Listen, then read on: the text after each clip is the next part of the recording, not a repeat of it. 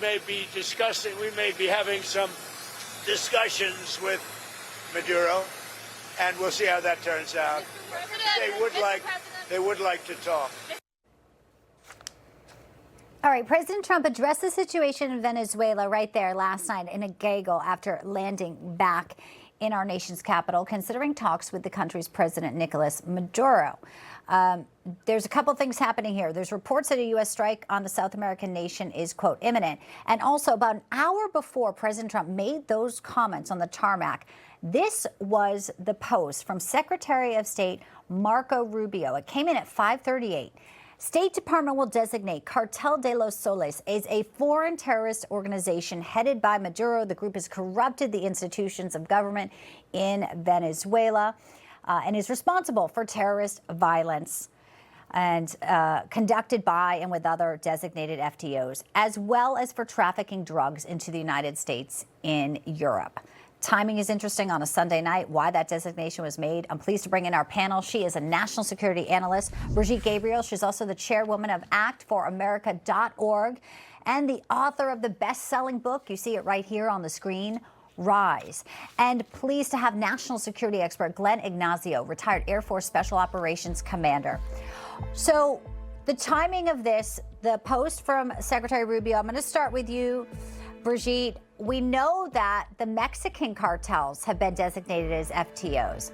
Why do you think Rubio came out to do this tweet and then President Trump signaling that it's working? The strikes maybe are getting Maduro to a phone call. Look, the strikes are working, and also we need to keep in mind that 25% of our deployed military power is right now in the Caribbean. So we are. This is a huge military force. This is great firepower. So President Trump is playing the game of negotiations using power, force, strength, and by designating them as terrorist organizations, he will be able to exercise more strength and use more force against them. President Trump is not interested in changing the regime. I don't believe. President Trump wants to make sure that drug smuggling into the United States is stopped in the best way possible. You've got the carrier strike group, USS Gerald R. Ford, Glenn, over there. We know that they're left. We played a clip just minutes ago of Democrat Senator Murphy in Connecticut saying, oh, drugs aren't coming in through the Caribbean. And they want to say they're wildly illegal. But they were okay when millions of Americans, tens of millions of Americans, were dying from fentanyl. I'm glad you asked me that question because I'm in Connecticut right now and people aren't happy with him anyways. But if they're coming over the land, closing the border, which is what President Trump did, was exactly what was needed to shut down that route. And it has dropped significantly since that time, as we've seen the last 4 years or the prior 4 years. That did not occur. In fact, there wasn't really much action against the drug organizations. You know, the DEA and everybody, they work their tail off to try to stop this, but we haven't seen anything significant to impact the air, land, and sea smuggling routes until now. So that's where I think that there's finally a push into the right direction. And hopefully there's discussions to actually have Maduro help us stop this versus his involvement as we go. Well, obviously, we know that the minute President Trump does get on a phone call, there's so much transparency here. We'll probably get a Truth Social post, so we'll watch that. We're also watching today, UN Security Council will vote on the U.S.-Gaza peace plan. Palestinian state most likely will come up in this as well. We know Israel Prime Minister Benjamin Netanyahu opposes this very strongly, saying that his opposition to a Palestinian state in any territory has not changed. Gaza will be demilitarized. Hamas will be disarmed from its weapon. Either the easy way or the hard way. I do not need reinforcements and tweets and lectures from anyone. Tomorrow's also a big day because MBS is going to be with President Trump in the Oval Office, Brigitte, and we know one of the sticking points there is they too want a Palestinian state.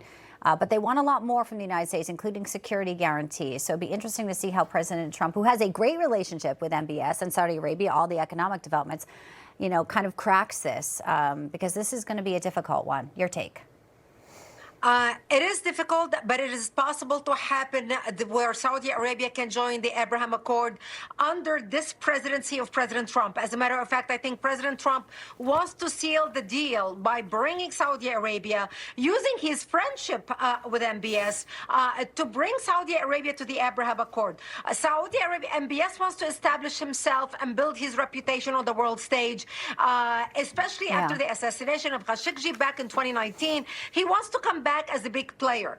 And so President Trump extending and capitalizing on the momentum of all these peace talks in the Middle East and the Abraham Accord and the prestige that President Trump's friendship is bringing to any leader he associates with, I think he's going to give the guarantees needed for MBS to be able to consider seriously joining the Abraham Accord within the next 3 years. There's a lot in play here. There's also the F-35s, Glenn, that Saudi Arabia wants, including some security U.S. guarantees. There's big bases in the region.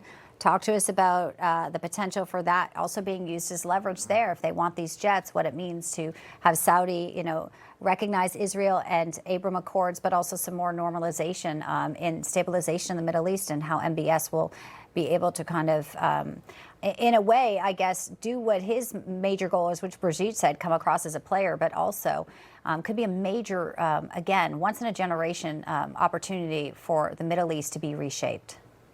Yeah, I completely agree, and I completely agree with everything Brigitte has said. I mean, it's a big thing about the F-35s getting into Saudi. They have F-15s just like Israel did. We have, of course. And then Saudi is now transitioning to something more modern.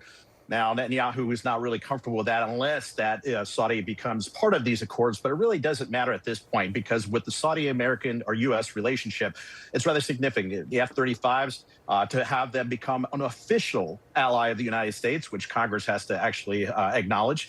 And additionally, they're looking for artificial intelligence, data centers, and other things with the United States. So Saudi has always supported us all the way back from the original Gulf War to present day. Making them an official ally is important. The F-35s, I think this is a great step forward. And again, everything in the Middle East is about the relationships. And that is something that we have with President Trump. And that's something we did not have the prior 4 years. So this is a great thing to have him in-house at the White House and have this occur. It's going to be fascinating. Yeah, Biden called MBS a pariah, and they are no fan of Iran. So having Saudi on our side, and also with all the strategic developments, whether it be AI and other things, the economics a big upside here. We'll watch it all, of course, live tomorrow here on Newsline when the visit takes place. Appreciate the perspective today, though. Brigitte Gabriel, Glenn Ignazio, thanks to you both. Thank you.